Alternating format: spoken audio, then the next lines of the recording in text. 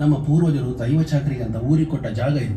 ಆವತ್ತಿಂದ ಇವತ್ತುವರೆಗೂ ನಮ್ಮ ಕುಟುಂಬ ನೆಮ್ಮದಿಯಲ್ಲಿ ಉಂಟು. ಅರೆ ಬಸ್, ಅವತ್ತು ಧರ್ಮಕ್ಕೆ ಕೊಟ್ಟದಲ್ಲ. ಈಗ ಈ 100 ಎಕರೆ ಜಾಗಕ್ಕೆ ಕ್ರಯ ಎಷ್ಟು ಉಂಟು ಗೊತ್ತುಂಟ ನಿಮಗೆ? ಈಗ ವಾಪಸ್ ತಗೊಂಡು ಇದಕ್ಕೆ ಜಾಸ್ತಿ ನೆಮ್ಮದಿಯಿಂದ ಬದುಕಬಹುದು ನಾವು. ಹಾಗೆ ಆಗುದಿಲ್ಲ ಮಾರ.